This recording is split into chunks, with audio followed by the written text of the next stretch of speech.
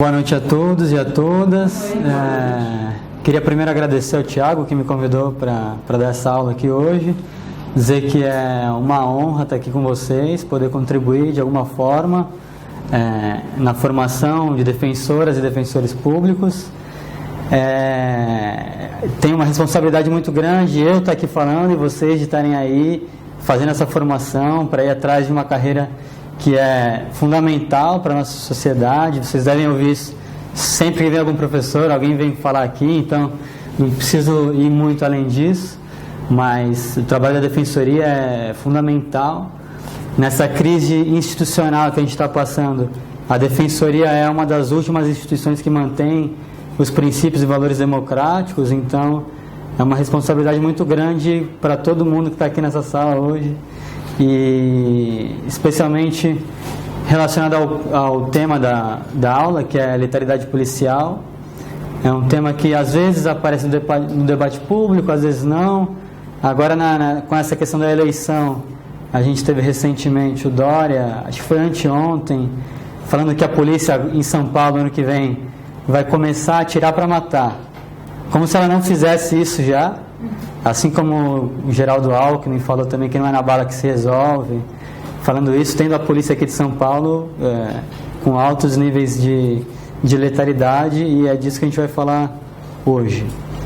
Então, o tema é justamente esse, a letalidade policial e a forma como isso se relaciona na esfera jurídica. Então, o primeiro, eu vou passar alguns dados aqui sobre as mortes decorrentes da intervenção policial em serviço ou não no Brasil, nesse período, entre 2009 e 2016, que são os últimos dados que a gente tem sobre isso. Então aqui a gente pode ver que desde 2009 até 2013, tinha uma certa constância entre 2.000 e 2.500 mortos pela polícia, e a partir daí esse número começa a crescer. Então, em 2014, ele ultrapassa a barreira dos 3.000. Em 2015, ele chega próximo aos 3.500. Em 2016, ele passa dos 4.000. Então, a gente está numa crescente aqui em relação às pessoas mortas pela polícia. E é importante a gente deixar claro também que esses números são as estatísticas oficiais. Ou seja, aqui é no mínimo isso, a gente parte daqui para mais.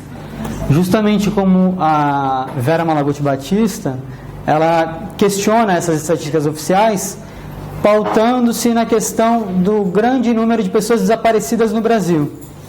Então, por exemplo, em 2016, esses dados são do Fórum Brasileiro de Segurança Pública, a gente tinha mais de 70.000 desaparecidos. É evidente que eu não estou dizendo que a gente vai fazer uma soma, então, desaparecidos e estatísticas oficiais, e isso vai representar a totalidade de pessoas mortas pela polícia. Mas, ainda que seja 10%, 5%, 1% desses desaparecidos estariam inseridos nesse contexto de pessoas mortas pela polícia, a gente tem um exemplo que ficou conhecido, que é do Amarildo, que sumiu, o corpo sumiu, e só depois foi descoberto que na verdade tinha sido justamente esse contexto de intervenção policial que causou a morte dele. Enfim, é um número muito grande, e a gente vai passar a comparar ele daqui para frente, porque ele por si só não diz muita coisa. A gente pode se questionar, bom, mas isso quer dizer que existe um grande uso da força letal pela polícia, ou esse número é decorrente de uma grande margem de zonas de conflito, de situações de risco, então conflito entre criminosos e polícia, então o número de policiais mortos também é grande, etc. E é justamente isso que eu vou passar agora. Graham Willis é um canadense, ele fez um estudo em São Paulo muito interessante, justamente sobre a questão da regulação da vida e da morte em São Paulo, fazendo uma análise dos homicídios causados pela polícia e dos homicídios causados pelo PCC. Então, ele aponta que sim, de fato, o espaço onde a polícia trabalha representa um meio violento, existem zonas de conflito, e ele aponta algumas situações inevitáveis entre matar e morrer.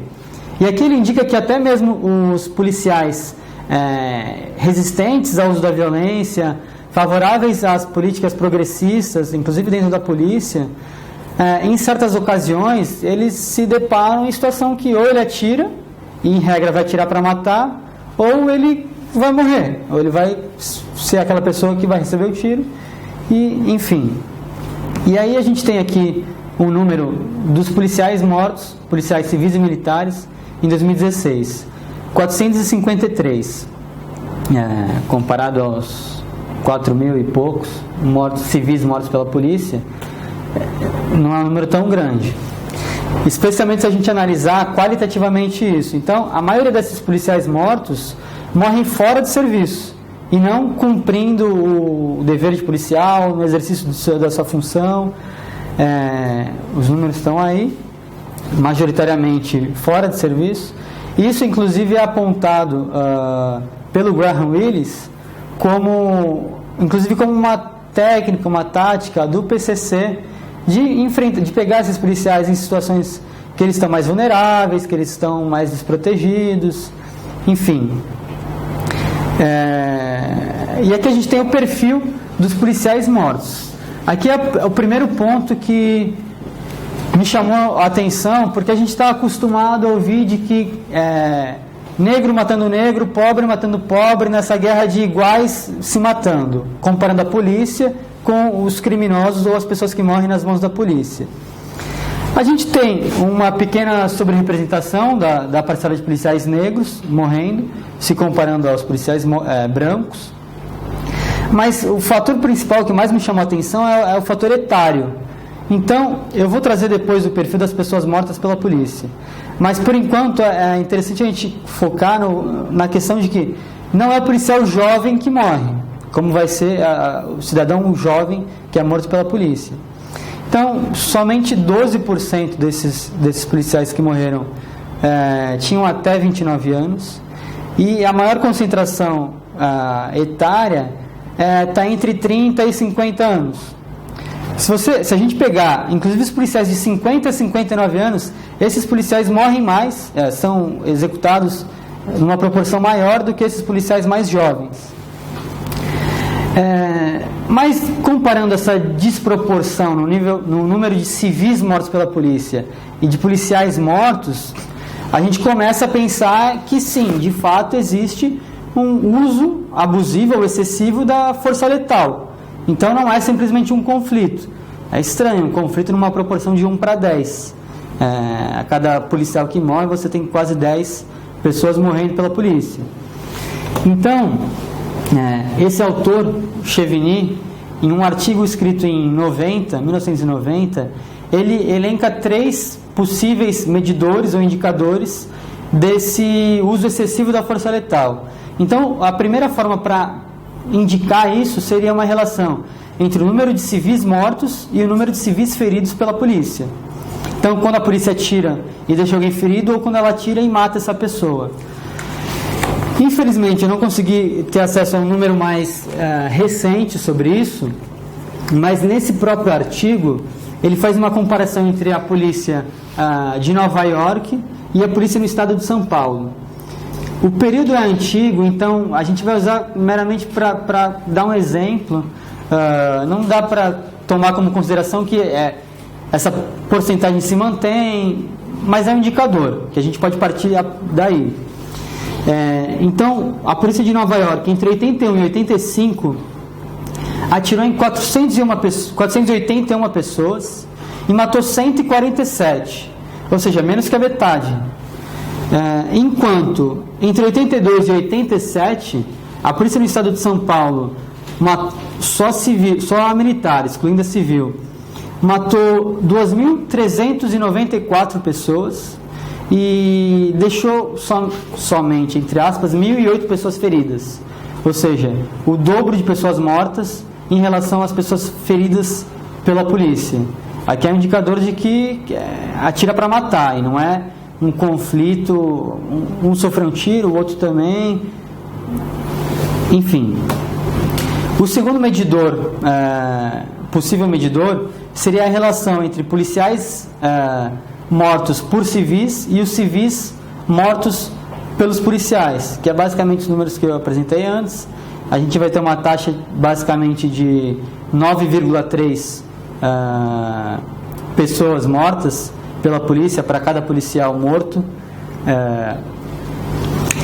E se a gente pegar como consideração o estado do Rio de Janeiro, aqui em específico, Michel Misse tem um estudo que ele aponta que no ano de 2008, considerando só os policiais mortos em serviço, então não considerando os policiais fora de serviço, que é a maioria, foram 1.137 vítimas de autos de resistência, que eu vou falar daqui a pouco sobre os autos de resistência, que basicamente são as pessoas que morreram pela atuação da polícia,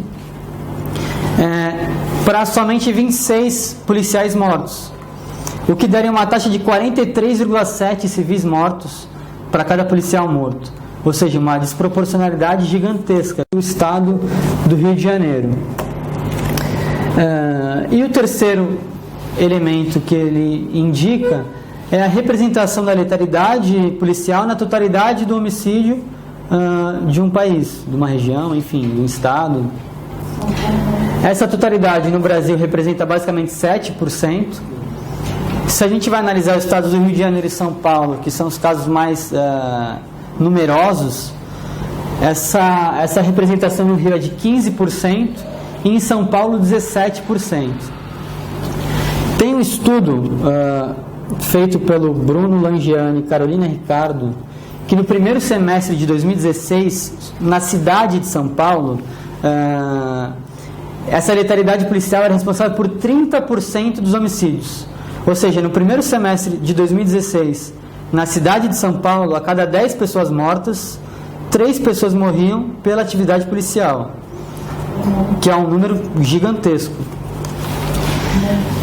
Fora disso, a gente tem outros possíveis indicadores. O Atlas da Violência fez uma comparação entre o homicídio policial e o latrocínio em 2016, constatando que o número de homicídios policiais era maior do que o número de latrocínios. Latrocínio, que é aquele crime que no imaginário social é aquele crime urbano responsável pelo maior temor das pessoas, aquela situação que tu está na rua, chega o criminoso, o bandido, vai levar o teu celular e te mata. Aquele crime responsável pelo medo das pessoas, basicamente. Na verdade, a polícia tem matado mais do que essas situações, que é uma coisa alarmante. E, por fim, um quinto possível medidor desse uso excessivo da letalidade foi apresentado em um relatório da Human Rights Watch, relacionando o índice de pessoas presas pela polícia e pessoas mortas pela polícia. Esses números são de 2009, também não são tão recentes, mas no Rio de Janeiro a gente teria 23 pessoas, a cada 23 pessoas presas, uma morria pelas mãos da polícia. Em São Paulo, 348. Se a gente comparar com o número dos Estados Unidos, uma pessoa morta para cada 37.751 pessoas presas pela polícia. Ou seja, é uma diferença gigantesca novamente. E em relação ao Rio de Janeiro, o Orlando Zacconi, especificamente na cidade do Rio, no trabalho dele, ele constatou uma relação de uma pessoa morta para cada 6 pessoas presas em 2007, o que indicaria então uma troca da prisão em flagrante pelo homicídio policial. E agora a gente parte para o perfil dos mortos e das mortes. Eu fiz uma comparação aqui sobre o perfil das vítimas da letalidade policial e das pessoas presas. E a gente vai ver que esse perfil é basicamente o mesmo. Então, a pessoa que vai presa é a mesma pessoa que morre pela polícia. Em vermelho, as colunas em vermelho são as vítimas da letalidade policial e em cinza as pessoas presas. É possível constatar que esse perfil da letalidade policial é ainda mais específico. Então, por exemplo, a questão dos jovens, que eu falei anteriormente. Enquanto esse perfil, essa questão dos jovens de 18 a 29 anos, representa 55% dos presos, essa representação em relação à letalidade policial, as vítimas da letalidade policial, é 65%. ou seja, ele é mais bem definido. E o mesmo acontece com as pessoas negras, 64% de um lado e 76% do outro. Então, a pessoa que é presa é a mesma pessoa que é morta pela polícia. E em relação ao perfil das mortes, tem um elemento muito importante para entender essa atividade letal da polícia, que é a territorialização. Então, a territorialização dessas mortes, elas ocorrem basicamente em favela e em região periférica. Isso está nos mais variados trabalhos sobre a atividade letal da polícia. Sérgio Verani, de 96, Inácio Cano, 97, Michel Missi, Zacconi, Graham Willis. Todos esses trabalhos, em alguma medida, eles apontam como essas mortes se dão basicamente nas favelas e nas regiões periféricas. Ponto.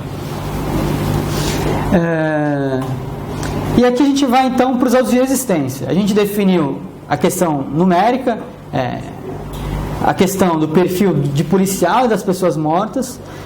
A gente pode indicar um abuso, um excesso nessa força letal, que indica que não é só conflito, mas que há de fato esse excesso. E agora a gente passa a responder de que forma a justiça responde a isso. E os autos de resistência são o elemento-chave para a gente poder tratar isso, para a gente abordar isso. O Orlando Zacconi define os autos de resistência como a forma jurídica da legitimação das mortes provocadas a partir das ações policiais pelo sistema penal. No próximo slide eu vou explicar basicamente passo a passo como funciona esses autos de resistência, mas aqui eu vou dar primeiro uma visão mais geral. Os autos de resistência têm sua origem na ditadura, ordem de serviço N, tal, aí vocês podem ver melhor aí os detalhes no slide. E o que é importante apontar aqui é que a criação desses autos de resistência na ditadura, ele foi responsável pela definição de um novo padrão. Então, até então, você tinha as mortes ocultadas, então nem o homicídio você sabia que tinha, você tinha ocultação de corpo, ocultação de autoria, ocultação do fato por completo. E com os autos de resistência, que davam uma espécie de proteção aos policiais, ou seja, os policiais então, a partir dos autos de resistência, eles não eram presos em flagrante, eles sequer indiciados eram, eles, ou são, né, porque continua até hoje, eles não são afastados do trabalho. Só um outro ponto importante é que agora os autos de resistência não se chamam mais autos de resistência, houve uma mudança nesse nome. Resolução 2 de outubro de 2015, proveniente do Conselho Superior da Polícia e do Conselho Nacional dos Chefes da Polícia Civil. Houve uma mudança nesse nome, não é mais auto de resistência. Agora a gente tem que falar, eles são nomeados como lesão corporal decorrente de oposição à intervenção policial ou homicídio decorrente de oposição à ação policial. Ou seja, não mudou nada. Não. Mudou para não mudar, mudou para continuar a mesma coisa e para perpetuar essa mesma lógica. A ideia de resistência ali, e agora você tem a questão da oposição à ação policial, ou seja, é a mesma coisa. Não mudou. O termo oposição também não teria que ter. O correto não era só lesão ou homicídio decorrente de intervenção policial? Pois é. A oposição também teria que sair, porque recentemente eu tive um boletim de ocorrência nesse sentido, e dentro de um grupo de trabalho com o Ministério Público, com o subprocurador das Justiças Criminais, que foi Mário Samuto, que a gente questionou justamente isso, né? Exato. Esse termo oposição, ele não deveria que dar mesmo. Então, enfim, aí os autos de resistência foram responsáveis pela definição de um novo padrão.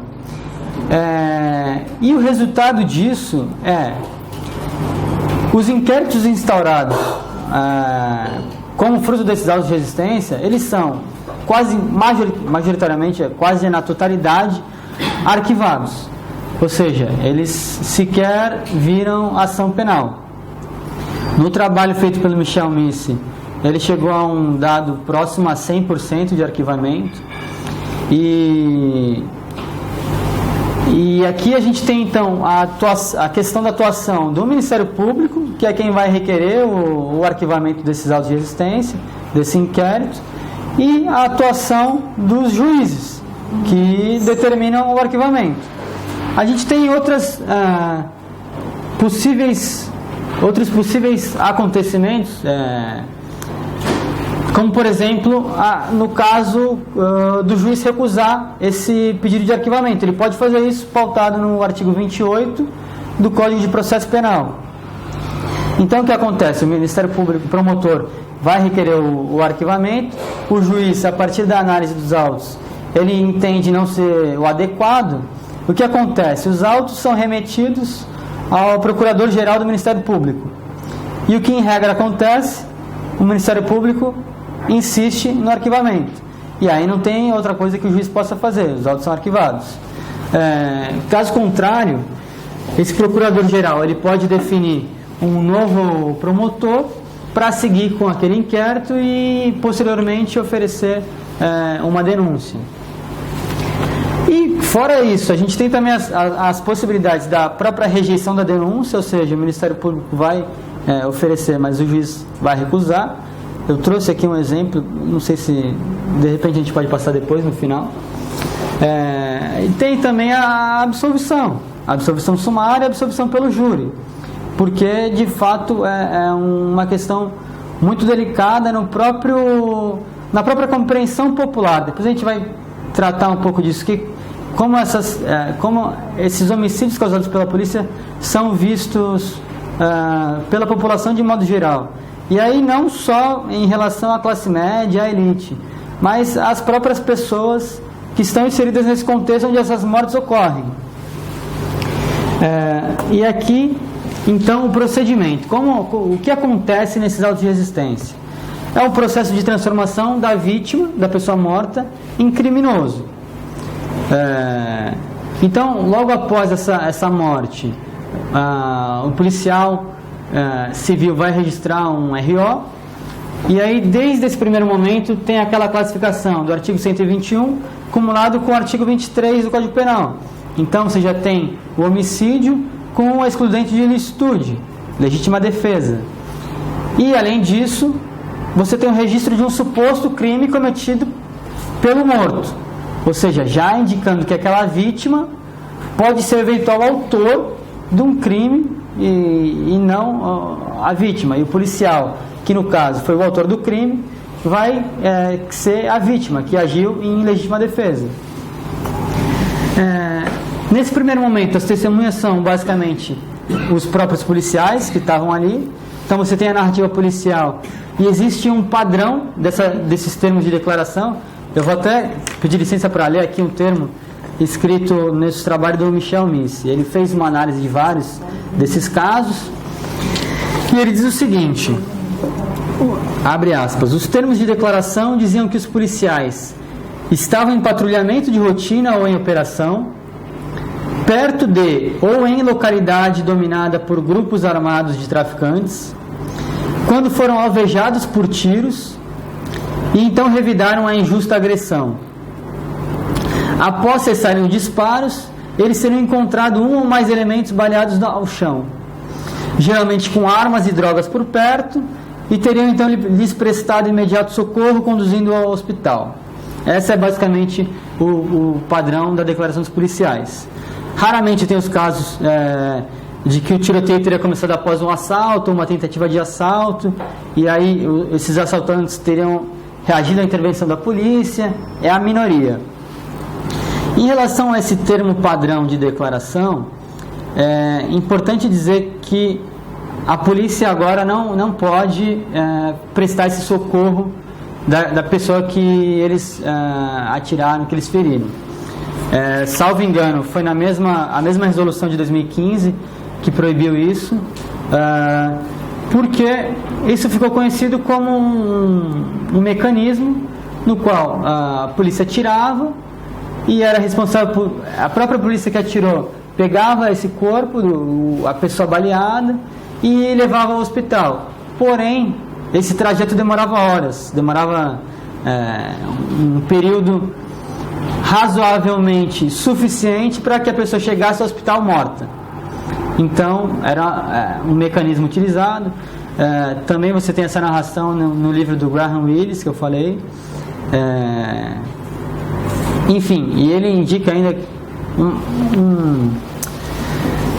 uma espécie de denúncia que ocorreu. Ele fez uma matéria, isso se tornou público, e a partir daí, depois de alguns anos, você teve essa resposta administrativa, né, proibindo essa atuação da polícia. Então agora a pessoa fica ferida e tem que esperar o socorro, tem que esperar chegar uma ambulância. Então não é mais a polícia que pega esse corpo quase morto e leva ao hospital. Em relação à dinâmica de fato, você tem a partir daí a autentificação e a oficialização de toda a narrativa do policial militar, em regra militar, pelo policial civil. Então o que o policial que matou narrou se torna a própria narrativa oficial daquela investigação ou suposta investigação. Como bens apreendidos, em regra, você tem a arma ou pelo menos droga com aquela vítima. E, em paralelo, você tem a apreensão virtual da arma do policial. Então, alguns comentários breves sobre isso. Tem até um termo específico que é vela, que se refere justamente a essa questão da arma implantada pela polícia. Esse elemento por si só vai ser um ponto que vai parar por aí a própria investigação, que aquilo vai ser arquivado, porque nesse momento você já vai ter uma confirmação de que aquela pessoa morta era um bandido, era um traficante, era um criminoso. Então é uma morte que não merece ser mais melhor investigada. Em relação à apreensão virtual, o que acontece? A arma do policial responsável pelo homicídio, ela não é recolhida naquele momento.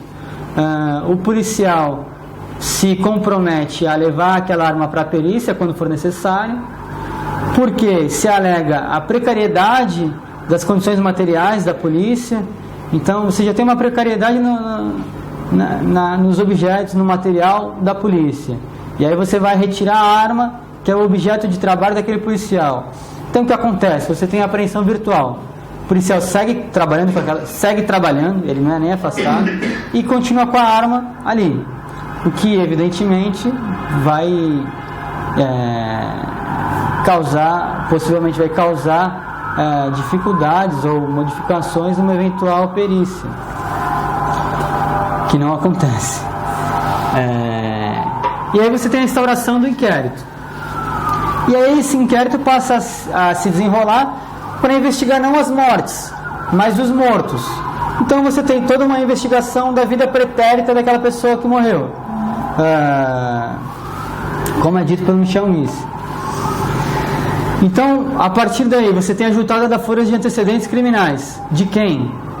Do policial ou da pessoa que morreu? Da pessoa que morreu. Não é do policial que matou. Então, você busca os antecedentes criminais daquela pessoa morta para verificar aquela narrativa, ou para corroborar aquela narrativa do policial, de que quem morreu era um traficante, era um bandido, era um cara que a vida não tinha valor e que pode ser morto por isso. Em relação às diligências ao local do crime, raramente elas acontecem. Então, elas só acontecem quando tem claros indícios de execução e, paralelamente a isso, quando existe uma pressão externa, como por exemplo de ONG, de ativista, de moradores daquela região, daquela periferia, daquela comunidade, da própria mídia, algum caso que chega ao conhecimento da mídia, vídeo na internet que acaba vazando, ou própria pressão interna do Ministério Público. E aí nesses casos você tem uma investigação mais séria, né, mais comprometida, com diligência ao local do crime. Sobre a perícia, ela é basicamente limitada. Então, por exemplo, a perícia realizada na arma recolhida, que estava junto ao corpo do morto, A perícia ela vai responder não se aquela arma atirou, foi utilizada naquele determinado momento, quantos tiros ela deu, se atirou ou não. A perícia vai responder se aquela arma tinha capacidade de produzir tiro. Ou seja, a perícia vai dizer se aquela arma poderia ter sido utilizada para causar, para ser o elemento que vai definir uma eventual resistência à atuação da polícia. Porque eles poderiam muito bem informar quando foi feito o último disparo. Exato, se você tem uma perícia mais profunda, sim, ou se você tem a perícia, né, de fato, você consegue verificar melhor. Inclusive você passa a definir se aquilo é fruto de um conflito, o que vai dar inclusive legitimidade para a atuação do policial, né?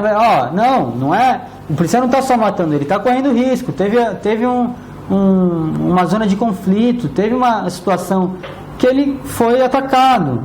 Então, mas isso não acontece. Você fica naquilo não sei, parece que não tem prova suficiente para falar que aquilo foi uma execução. O histórico daquela pessoa morta indica que falou que teve uma resistência. Se aquela pessoa era criminosa, então você tem aquela morte legitimada nem no julgamento, né? Porque raramente chega a ser julgado isso. Você para como um inquérito que é arquivado. E novamente as testemunhas que são, em regra, os policiais. No entanto, quando essas circunstâncias não se limitam às testemunhas da polícia, então quando você tem outras testemunhas arroladas e essas testemunhas não comparecem para prestar depoimento, isso é considerado uma morte não reclamada. E a morte não reclamada é considerada, portanto, uma morte legítima. E é importante dizer que isso não se refere só à compreensão do Ministério Público ou da polícia. Tem alguns relatos aqui no trabalho do Michel Misse. Vou fazer uma outra citação aqui. Uma mulher diz o seguinte: mas ele era bandido, e assim como ela, parentes e amigos de criminosos mortos por policiais demonstraram aceitar esses homicídios enquanto legítimos, mesmo quando não havia resistência. Eles consideram tais execuções como uma grande covardia e sabem que o procedimento correto seria prender os criminosos e não matá-los.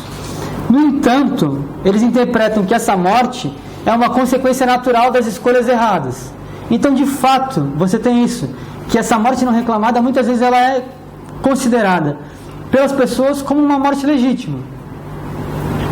Mas fora essa questão, você tem as testemunhas que vão lá e o depoimento dessas testemunhas passam a ser pautados pela caracterização moral da vítima. Ou seja, esse morto estudava, ele trabalhava, onde ele trabalhava, se ele trabalhava aqui nessa região, o que ele estava fazendo na outra região? Você sabe se ele tinha envolvimento, se ele tinha uma namorada que morava naquela região onde ele foi morto? Ele tinha amigos que faziam parte do tráfico, de organização criminosa, enfim. E aí, o que é interessante notar é em relação à credibilidade desses depoimentos.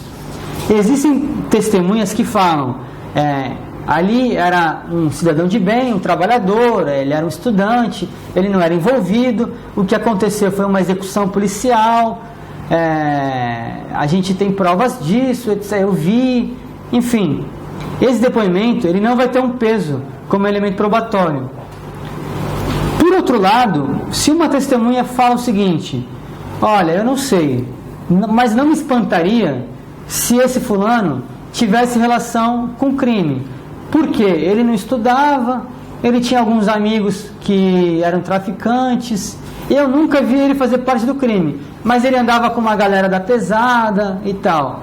Esses depoimentos que partem da dúvida, eu não sei, mas não me espantaria se esses depoimentos são considerados, eles têm um valor probatório maior do que quando uma pessoa afirma, não, aquilo foi uma execução policial.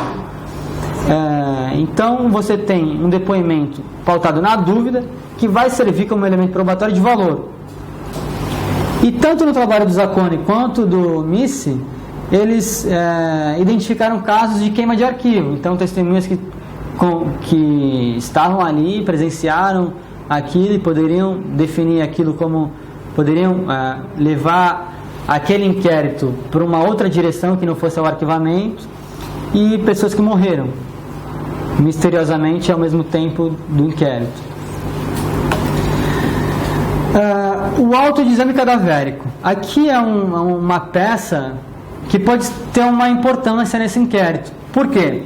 O auto de exame cadavérico, ele pode indicar, por exemplo, que aquela pessoa morreu com um tiro pelas costas, ou com um tiro a queima-roupa, ou com um tiro de cima para baixo.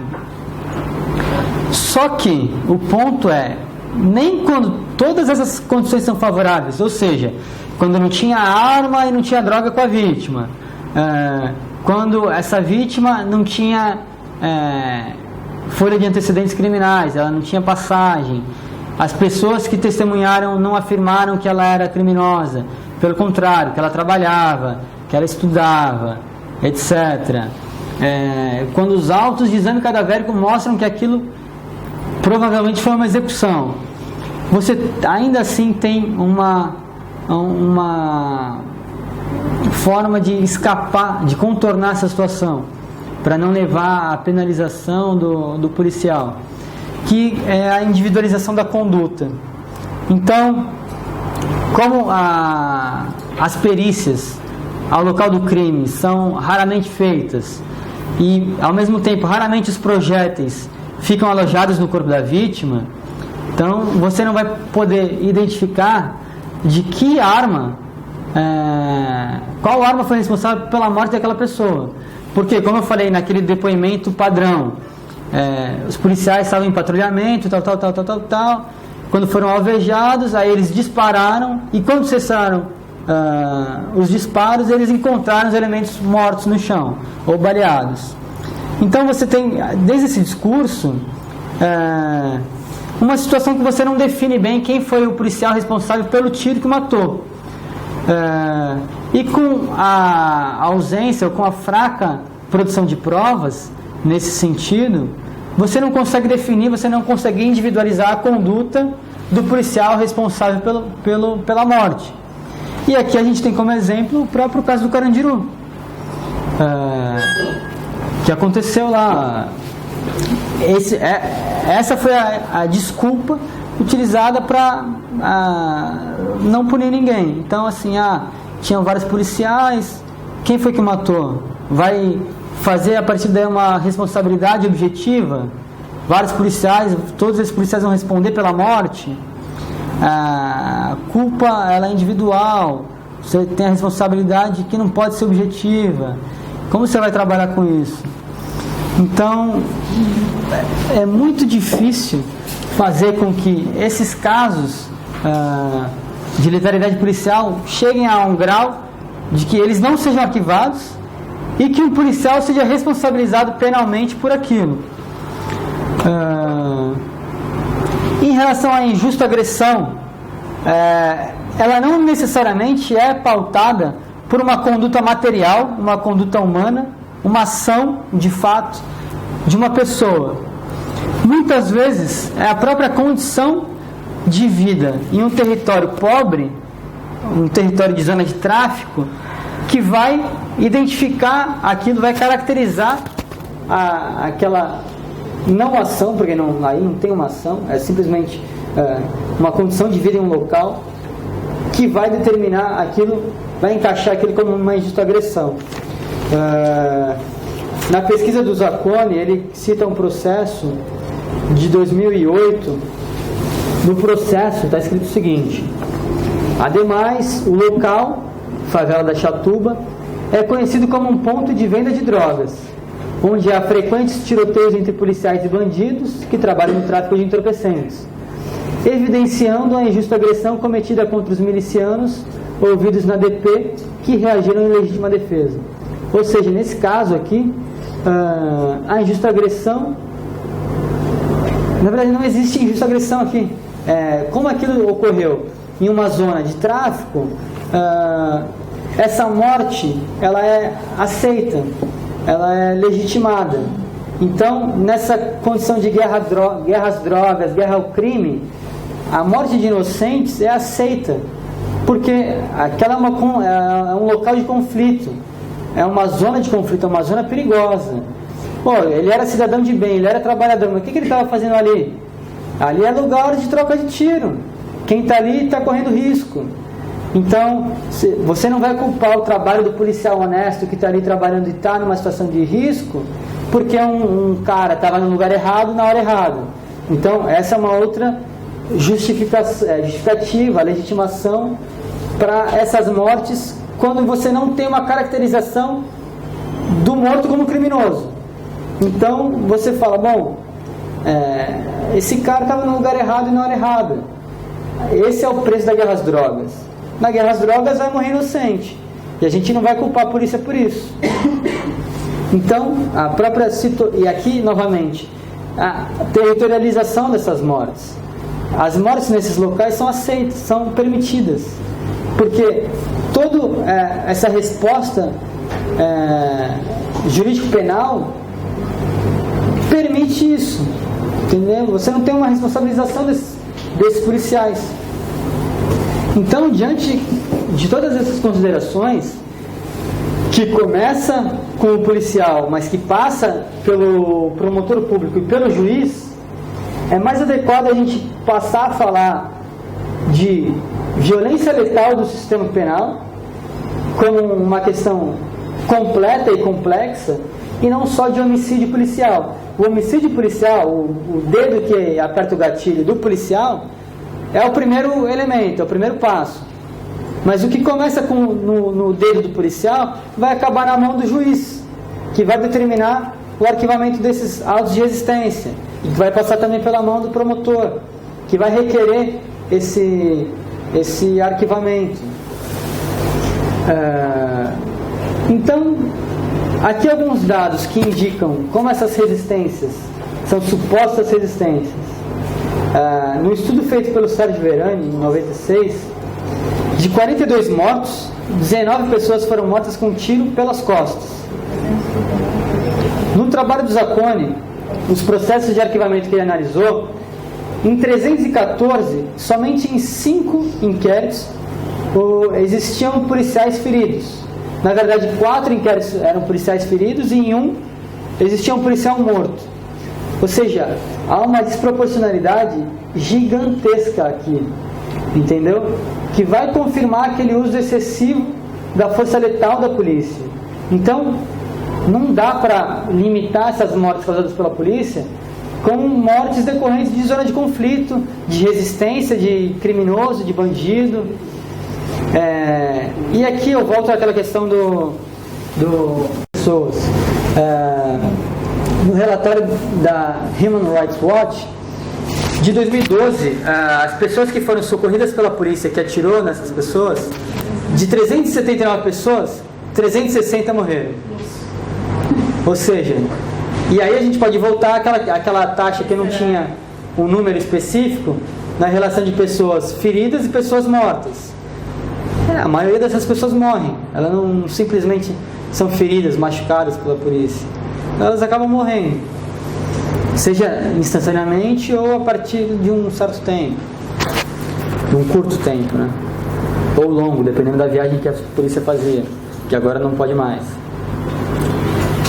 Então, considerando tudo isso, o alto número de pessoas mortas pela polícia, essa desproporcionalidade em relação aos policiais mortos, a resposta judicial a isso, que é o arquivamento desses inquéritos, que sequer viram ação penal, então a ausência de responsabilização da polícia, tudo isso nos leva a pensar esse quadro como uma pena de morte oficializada, porque essas mortes elas são contempladas, elas são legitimadas pela ação judicial, pelo Ministério Público e pelos juízes.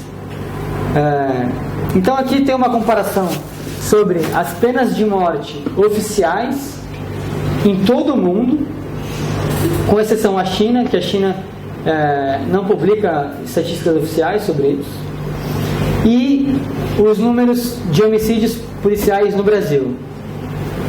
Essa linha em vermelho não é as penas de morte causadas em todo o mundo, como poderia ser, né? Os homicídios policiais no Brasil são superiores, numericamente, às penas de morte aplicadas em todos os países do mundo que aplicam isso. Então, você tem, desde 2013 até 2016, em 2016, você tem basicamente 1.000 penas de morte oficiais aplicadas em mais de 30 países, enquanto aquele número do homicídio policial superior a 4.000.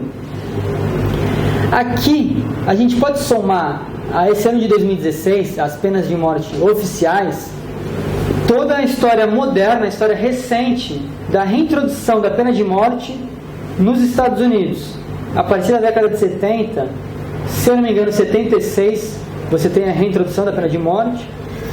Então, em mais de 40 anos de pena de morte nos Estados Unidos, se você somar essas mortes, que não passam de 2.000, se você somar isso, a pena de morte aplicada em todos os países do mundo que a aplicam em um ano, ou seja, um ano em todo o mundo, e 40 anos nos Estados Unidos, esse número ainda assim vai ser inferior ao que a polícia no Brasil matou em 2016. E aí aquele número meio solto no primeiro gráfico, 4.000, pouco mais de 4.000 mortes, a gente não consegue dimensionar, bom, isso é pouco ou é muito? Relativamente, comparando aos outros lugares. O que isso quer dizer?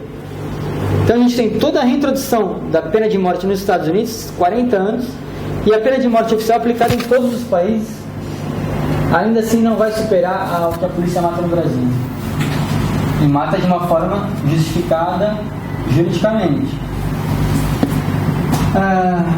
Então aí eu posso comparar as características e os efeitos dessas duas características, desses dois modelos, digamos, de pena de morte, oficial e oficializada. Então, a pena de morte oficial, e aqui especificamente em relação aos Estados Unidos, aí eu não vou considerar então aqueles que ocorrem em alguns países do Oriente Médio, do Oriente, de modo geral, que ainda até hoje acontecem em praças públicas e tal. Mas, por exemplo, comparando os Estados Unidos, é que essas mortes ocorrem sempre em espaços privados e restritos, espaços fechados. Em comparação, essa pena de morte oficializada, ela ocorre sempre em espaços públicos, a céu aberto, em espaços específicos bem determinados, nas favelas, nas regiões periféricas, para toda aquela população assistir. E aqui a gente tem uma diferença. Vocês devem ter lido o livro do Foucault, né, de Jacques Uni. Logo no começo do livro ele narra aquelas mortes que ocorriam em praças públicas, como um espetáculo, em centros. Aquelas mortes ocorriam em centros, ou seja, quem quisesse assistir, ia ali, e podia ser, aquilo era um espetáculo. Em comparação, essas penas de morte em espaços públicos, então aqui não, aqui a gente tem espaços certos, nas regiões periféricas, onde aquelas pessoas que estão assistindo, elas não querem assistir aquilo. Não é um espetáculo de que as pessoas vão para lá para assistir e meu Deus, que coisa, olha o Estado matando as... Não, aquilo ali é para assustar, entendeu? Aquilo ali é um episódio de terror que as próprias pessoas que estão assistindo correm risco de morrer. Com uma bala perdida, uma atuação da polícia que de repente você tem aí uma eventual testemunha, enfim. É uma situação perigosa, uma situação de perigo para as pessoas que estão ali. Elas não estão confortáveis assistindo aquilo como era naqueles tempos narrados pelo Foucault. Em relação aos métodos, os métodos nessas penas de morte oficiais, eles são não violentos. Por mais complexo que possa parecer você causar uma morte intencionalmente, Mas essas mortes, elas não são, os métodos utilizados para isso não são feitos para causar dor naquela pessoa que está morrendo. É a pena de morte, aquela pessoa vai morrer e vai morrer sem sentir dor. Por outro lado, essa pena de morte oficializada, ela utiliza métodos extremamente violentos, extremamente sanguinários, que são essas execuções. Então você tem naquele ambiente sangue escorrendo pelas ruas, sangue jorrado na parede, muro, as paredes marcadas pelas balas perdidas, e aquilo fica e começa a fazer parte da própria paisagem daquelas regiões. Então você tem aquele corpo que agora não é socorrido, porque ele tem que esperar a ambulância chegar. Então aquele corpo fica agonizando no chão. Você tem uma cena de terror, e não é um espetáculo agradável que você está vendo alguém morrer, é uma cena de terror. Todo mundo que está ali fica aterrorizado, e a pessoa que está morrendo sofrendo. E por fim, uma outra diferença fundamental nisso se refere ao cumprimento, ao seguimento do devido processo legal. Então essas características dessa pena de morte oficial são elencadas, ou são de certa forma indicadas pelo David Garnon em um artigo, provavelmente no livro dele também. Mas enfim, então você tem o quê? Primeiro, o cometimento de um crime. Esse crime vai ser julgado, esse julgamento vai seguir todas as garantias constitucionais, vai seguir toda a ordem processual, você vai ter o direito de defesa. Tudo bem, o resultado ele é desproporcional, ele é a morte. Mas, se comparado à pena de morte oficializada, você tem uma lógica inversa. Então, o que acontece aqui nessa pena de morte oficializada? Você tem a prévia execução da pena, então, o tiro do policial, você tem a aplicação da morte ali, e posteriormente a legalização daquela condição, por meio dos autos de resistência. Então, você tem a aplicação da pena de morte, e depois disso, todo aquele inquérito que vai indicar que aquela ação policial estava dentro da lei, então ela não é alheia à lei, ela faz parte do ordenamento jurídico, ela se insere ao ordenamento jurídico, de acordo com todo esse procedimento dos autos de resistência. E aqui a gente pode fazer uma comparação importante. Esse modo de aplicação de pena no Brasil, essa execução prévia da pena e a posterior legalização ou adequação à forma da lei, ela não se refere exclusivamente ao que eu chamei de pena de morte oficializada.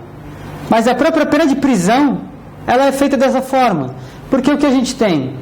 Prisão em flagrante, essa ação policial que vai fazer a prisão em flagrante, essa prisão em flagrante ela vai ser transformada em prisão preventiva, e depois esse sujeito vai ficar preso durante todo o processo, e depois vai vir uma sentença dizendo, não, fulano vai ser condenado a tantos anos. E ele só vai sair da cadeia, depois daquela prisão em flagrante, quando a pena dele for cumprida.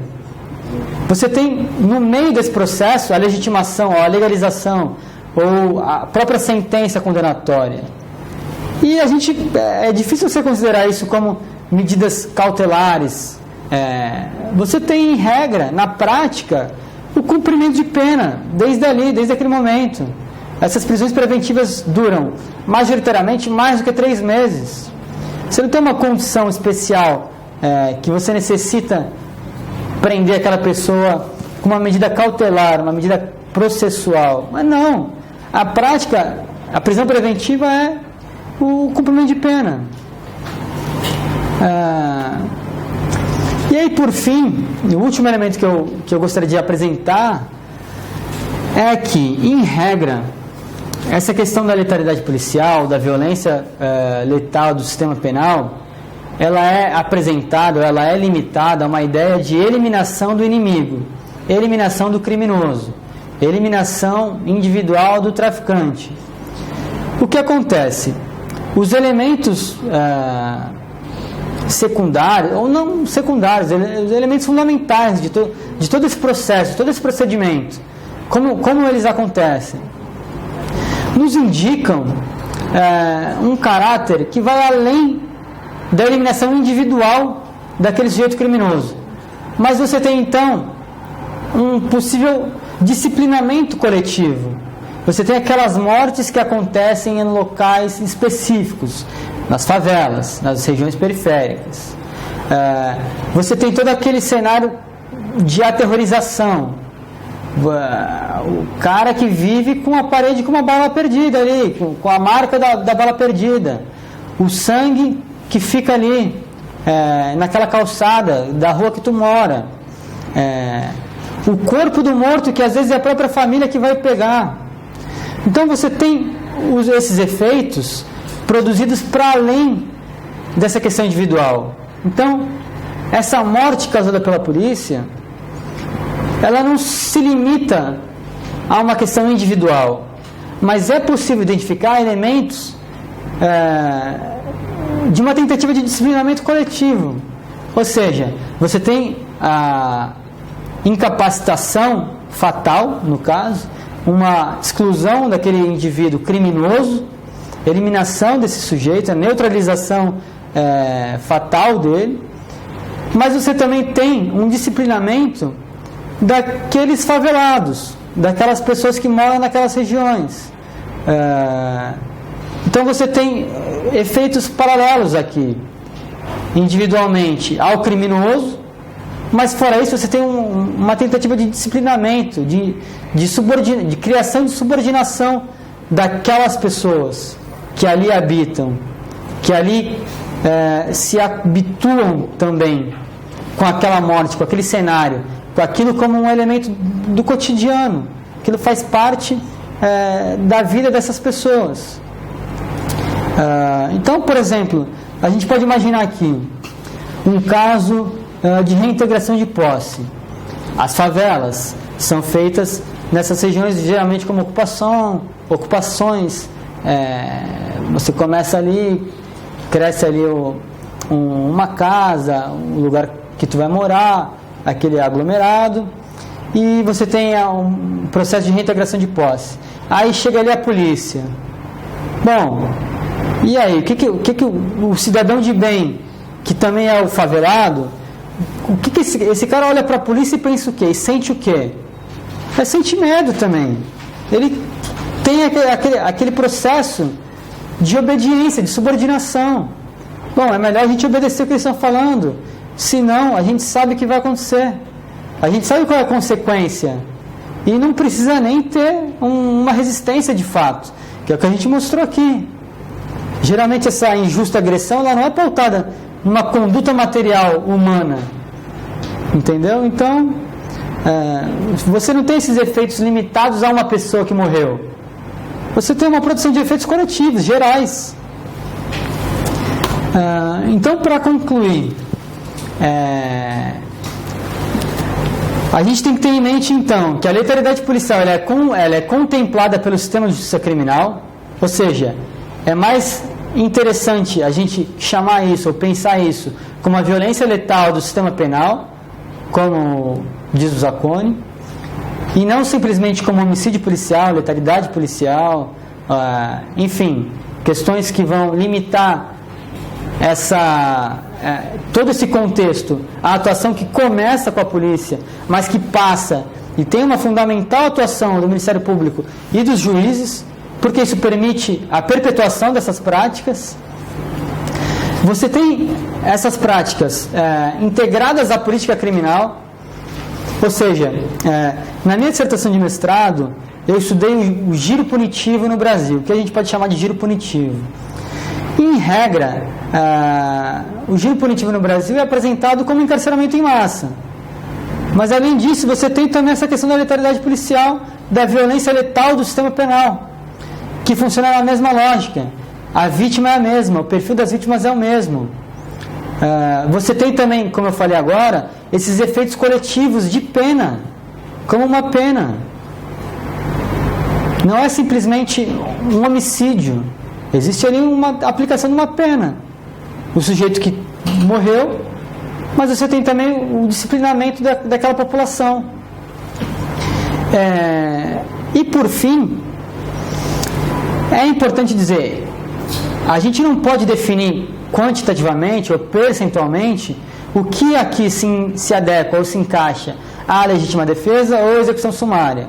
Então a gente está diante de situações de conflito, mas o que nos indica é que majoritariamente esses casos são casos de eliminação do inimigo paralelo ao disciplinamento coletivo do favelado.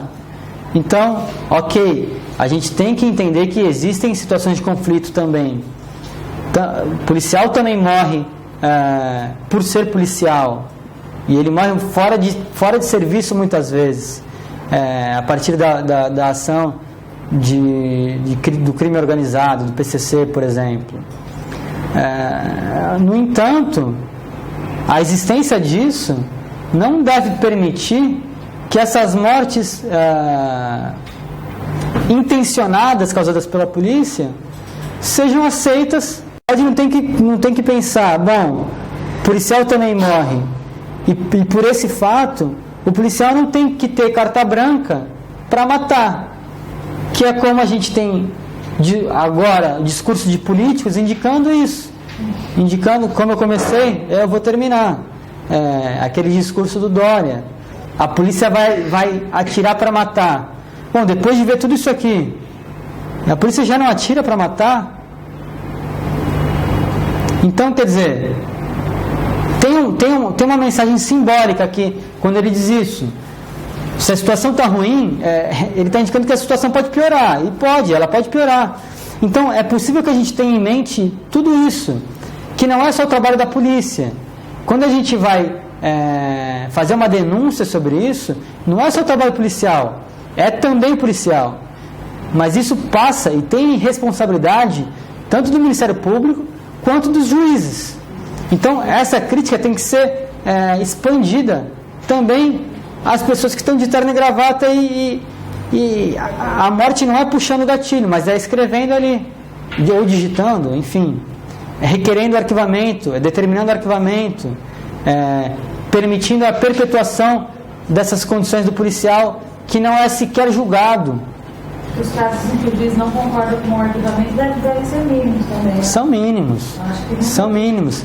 E quando o juiz discorda, que ele, como eu falei, ele pode discordar desse primeiro pedido de arquivamento, esses autos vão para o Procurador-Geral do Ministério Público e, em regra, o que ele faz é insistir no arquivamento.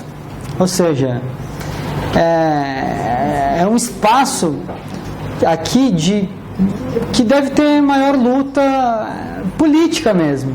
A gente precisa falar disso como um movimento complexo, que não se limita à atuação da polícia, mas começa ali. E é isso. Vocês fiquem à vontade para fazer perguntas, considerações. Aqui também tem as referências bibliográficas, a gente pode...